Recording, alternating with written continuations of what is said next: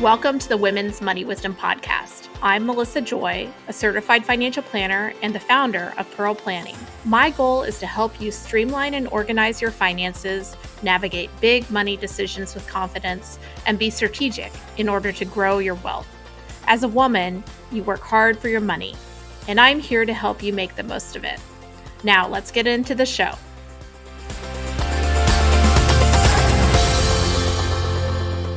Hi, everybody. Welcome back to the podcast. I thought I'd do something different today, and I wanted to talk a little bit about a story ripped from the headlines, so to speak. I live in Michigan, as many of you know, and that's where our company is located, Pearl Planning. A little fact that I'm sure we bring up from time to time, but our tagline at Pearl Planning is no grit, no pearl. We love that one of our clients in our early days brought up how a pearl is really about grit. A pearl is an irritation that turns into something beautiful. And we've really embraced that with our tagline. And so do many teams in Detroit, which is a neighbor of ours, just about 45 minutes away. And this fall, there was a very special sports story about the Detroit Tigers. And if you've listened to the podcast over the weeks and months, you know that I'm a sports fan. I'd say baseball's probably lower on my list, but certainly it's really special when you get to the postseason in baseball, especially when your hometown team is making moves and making a run. And the Detroit Tigers team was just a team of myth. Very unusual because they entered the 2024 season with very low expectations. They're a rebuilding team, hadn't been to the playoffs in 9 seasons, which is a longest streak right now in the MLB. And a young team, very low payroll. And then they suffered injuries during the season, at which point ownership kind of threw in the towel and traded away one of the best remaining pitchers on the team. So at trade deadline at the end of July, this was a team that didn't have much going for them. In fact, they had lost 5 more games than they had won. And for all intents and purposes, they should have just either thrown in the towel or said, let's chalk it up and get some experience in these last couple months, but not a lot to play for. And of course, I wouldn't be wearing this sweatshirt in mid-October as we're recording this episode if something special hadn't happened from that turning point. And so team manager AJ Hinch, who had experience in the past in very successful teams, brought the team together in a team meeting and said, we're going to change it up. We're going to deal with what we've got. We only have, we can't change the circumstances, but we can change the results. At least that's what he asked the team to believe. And the team rallied. They really took it one day at a time and started to put together some really impressive wins. They did it in an unorthodox manner. So the team did not have a full roster of reliable starting pitchers. And so they started to piecemeal together pitching, really taking it one inning at a time. On the defensive side of the field, because they weren't filled with major league sluggers who just had unstoppable batting averages. They really worked hard and improved their fielding, and they were dealing with players that didn't necessarily have a ton of experience when it came to the major leagues, and a lot of people were being pulled up from minor league teams, and maybe weren't even tearing it up in the minors, and somehow magically, creatively, they pulled together teamwork and belief in themselves that resulted in an epic, kind of second half comeback, or really last third comeback, I should say, that allowed them to surge into the postseason. So this was a very special season. And we can reflect back on past episodes. I love pulling, stories from pop culture, whether it's the Olympics or a movie. We'll put some old episodes into the show notes so you can reflect back yourself. And I love pulling them together to talk about financial planning and investment lessons, because I just think it's a way to relate this technical, sometimes intimidating part of our lives to everyday life. And so I wanted to do that today with the Detroit Tigers. It was a remarkable journey. I got the opportunity to go to the first home playoff game that the Tigers had hosted in a long, long time. This week as we're recording October 14th. So the week before on a Wednesday, there was a really great win in their series against the Cleveland Guardians. And unfortunately, the team didn't make it past that ALDS series, but they certainly were one for the record books nonetheless, and a lot to build on for future years. Now, when I just thought I have to do this episode, the number one thing for me, I'm going to talk to you about it right now, beyond the other 5 lessons that I'm going to include for you, is talking about probability of success and thinking the world not in black and white predictions, but in probabilities.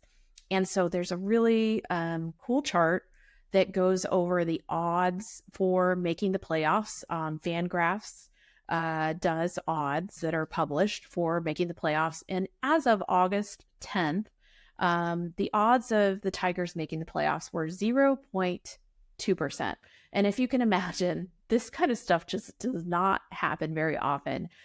Those weren't bad odds. Those were like truly the way it should have been reported at the time.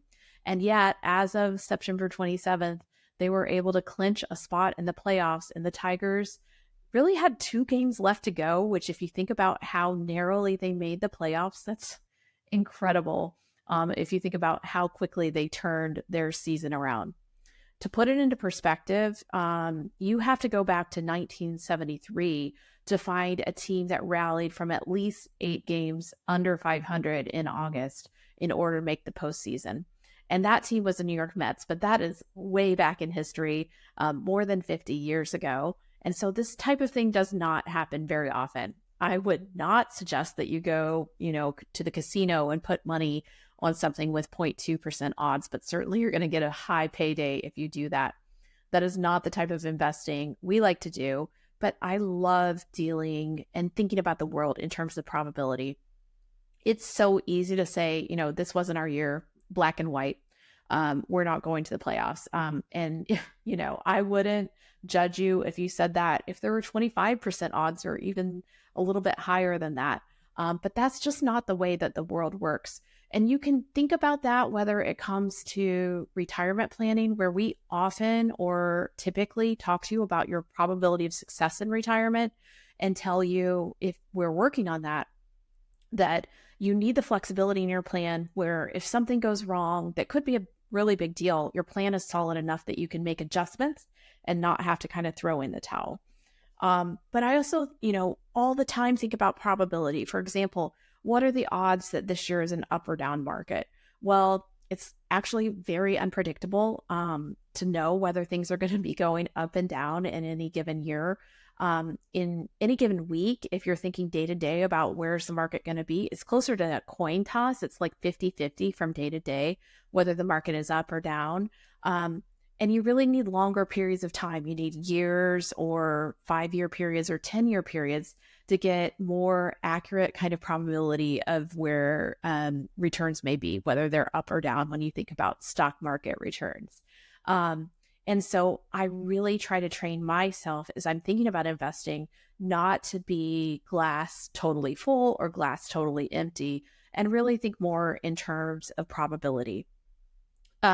Helpful too, for example, for most of the last 2 or 3 years, or even beyond that, people have been sure that our country was going into a recession.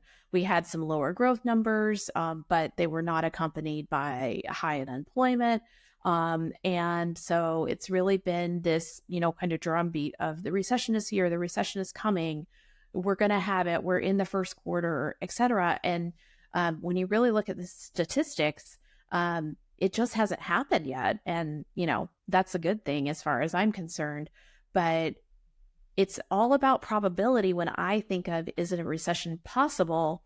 And a recession is always possible. It's it's unpredictable in many cases. Same goes for a bear market, but there's always that possibility. And working in a world where you understand and think in statistical probabilities instead of in a prediction mode, which our brain is inherently like, just even going back to the way we were wired from our ancestors, the so to speak cavemen, we really want to have that predictability and certainty to know what is going to be happening. It makes us feel much more comfortable, even if it's bad news. And so it really takes some mental gymnastics to work on you thinking about the world in terms of probability. And so I encourage you to have that mindset and to take a step back when you're trying to say, oh gosh, the sky is falling because this happened or that happened. And, gosh, there's so many opportunities to think that way in an election year. And frankly, in any given year, there's so many reasons to be pessimistic or negative that I encourage you to then, take a step back and say, no, let's focus on statistics and probability, not on predictions. And let's not try to kind of latch onto a crystal ball that may make us feel more comfortable, but may distract us from the best process or the best results. So let's move on to, after we think about that importance of probability, I would say if I had, teleported back to the locker room when AJ Hinch was talking to his team, I would say that he was asking his team to believe in themselves in spite of the odds. And certainly I find that one of the things that is really important for me in terms of perspective with my client conversations and our conversations with you here in the podcast is to be thinking about things without a doomsday, kind of rain cloud over our heads. And so I don't think that this Tigers team would have entered the last 8 weeks of their season with the possibilities of success unless they had really believed in a glass half full result. Now, that didn't necessarily have to be that they would have made the playoffs, even though they did. I think they probably had to adapt a mindset that was very flexible, that was very resilient, that did not feel defeated, even though they certainly, there's no baseball team that just wins every game. But they really adopted a glass half full mindset that believed that whether they were able to pull off what turned out to be a miracle, or if they were just using the time between the mid-season and end of season as a building block for the next year as a way to get experience, because so few of the team members had the opportunity for experience in past relative to their opponents, that they adopted a mindset that was both positive and had adaptability and resilience. And as I told you earlier in this episode, if I just pick any day of the week, it's about a coin toss as to whether you'll be a winner or a loser when it comes to the broad diversified stock market. And you really need to go out in any given year. It's about a 7 out of 10 chance. But I'd say 7 out of 10 or batting 700 would be pretty darn good when it comes to baseball or the world of investing. And you need to keep that mindset that, you really are working with a process when it comes to investing and financial decisions, to know that there are going to be bad days and to kind of live to fight another day. When it comes to investing, the first thing I would keep in mind after you've adopted that probability versus need for certainty mindset is to be adaptable and resilient. Sometimes you need that adaptability because something in your life changes. You don't have the same financial deck, and maybe the deck is stacked against you. There's a change in job, there's a change in health circumstances, etc. Sometimes you need that adaptability because the world around you changes. Whether, in the news in 2024, we've had stories of major weather events. When you think about people's lives, it could be something where there's a recession in general, like I described, or certainly we've learned lessons from COVID or the housing market in the past. And so adapting a mindset that is able to change and also is able to realize that setbacks don't mean they're the end of the story. They're just a part of the journey really becomes important. The second lesson I would encourage people to take in is a long-term mindset.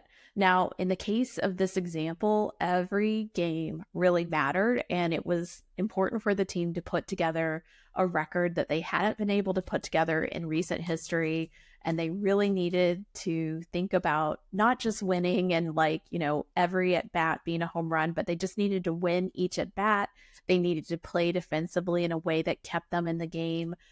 They needed to do different things when it came to the bullpen because they were so limited in terms of their regular rotation. And in the world of investing, we have longer than one baseball season to work with. Same goes for the Tigers. I hope that they're able to build and also that their ownership is able to choose to invest more in a team that was really under-resourced relative to their some of their more well-funded peers with bigger payrolls, et cetera. But it's really important to think about the long term and not overcompensate for any given period of time. So one example this year, because we have a presidential election year, is one of my mantras is that your investment portfolio's time frame is not the same as the presidential election cycle. And I just think it's so important to think about building on your success and also to think about your process.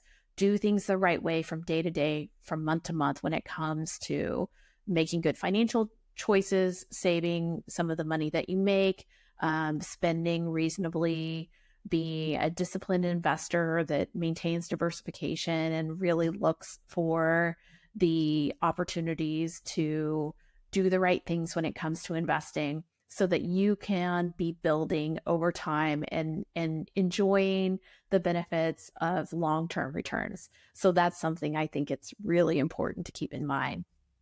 The third important lesson that I could talk about day in and day out when it comes to both investing as well as your financial plan is the benefits of teamwork and diversification. So this certainly was not a team full of stars, but the team built off of each other. They really supported each other. You could hear that in interviews as, teammates talked about their success and that they were playing for each other. The fielders and batters talked about how much the pitchers were keeping them in the games, and the pitchers said they were doing it all for the team. Taking Skubal, the star pitcher, for an example. But really, this is a great example that every single person on the team, every pinch hitter, every batter, every fielder, even if their bats weren't hot, were really trying to bring the team success. And when it comes to investing, your overall strategy has to have, in my opinion, in most cases, for a reasonable outcome of success or possibility of success, you really need diversification. Now, we use a wonky term called asset allocation when we talk about that diversification, but that's just saying you can't just load up on, using the baseball analogy, you can't just load up on sluggers because you're going to need somebody to play defense, for example, and that might be the bond portion of your portfolio. You can't just only buy the stocks that have done the best most recently. You also need to buy the stocks that may do well when those stocks are down, because it's so difficult to predict what's going to happen next. And it may feel so much easier when you can look in the rearview mirror, but the windshield is not giving you the same story or journey. And so I think it's a really important lesson to think about teamwork and diversification. And just, side note, if you haven't rebalanced your investment portfolio in a while, you probably have a lot more stocks than you did a couple years ago. And it might be time to take a peek and make sure you're diversifying your team. Number 4 is to learn from setbacks. Don't let setbacks end your season, so to speak. I know there are so many situations where I've talked to investors and they were really ready to throw in the towel. Maybe they felt a sense of fear, anxiety, or uncertainty because of either world events in their own life.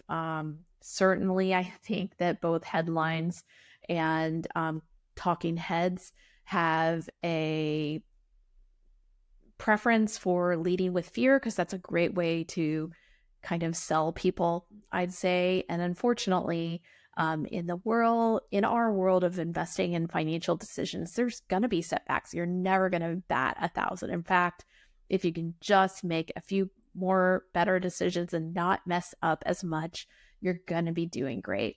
But there are going to be days where you feel like you should have made a different decision. And instead of bailing on your process, learning from setbacks, gaining experience, working together, even when the other team has scored more than you have at the end of the day, that is really important to think about, both as an investor, as someone who is really your own financial quarterback, all the way around. Number 5, I would say, is confidence comes with experience. You would not have expected the team that was doing post-game interviews, that was sitting back and reflecting upon their season after such a job well done, would be the same team that was struggling day to day mid-year. And the team, even though they do not have as much experience as a lot of teams, when you look at their at-bats, when you look at their years in the majors, they really stuck with their manager and made a postseason run where they were really focusing on learning day to day. And you could see the improvement on the field just from week to week and month to month.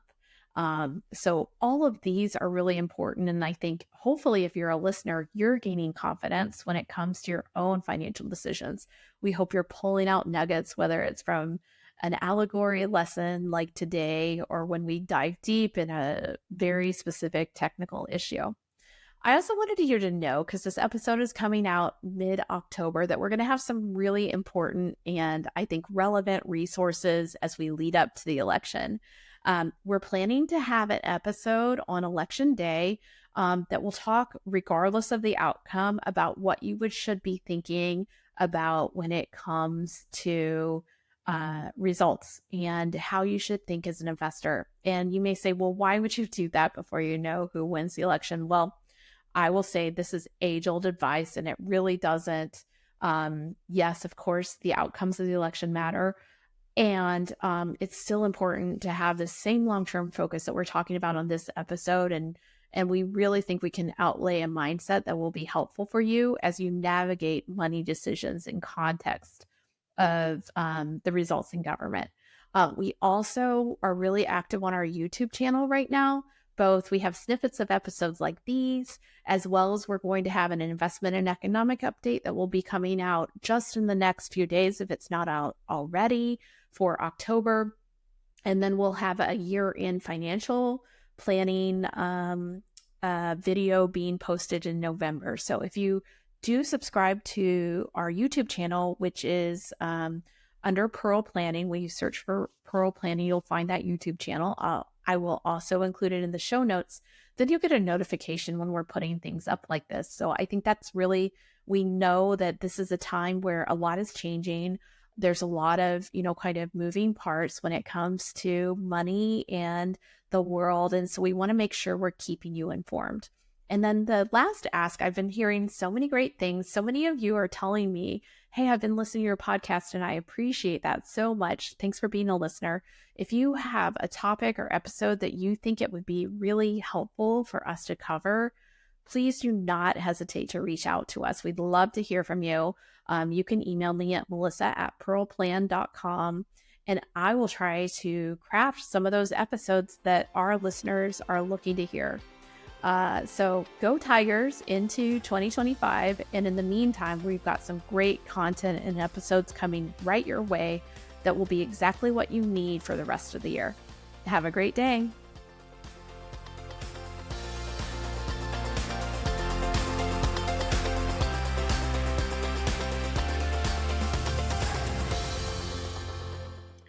Thank you for listening to the Women's Money Wisdom Podcast. If you found value in this episode, the best way you can support the podcast is to forward an episode to a friend or leave a review. Go to pearlplan.com and the podcast link to get all the resources and links mentioned.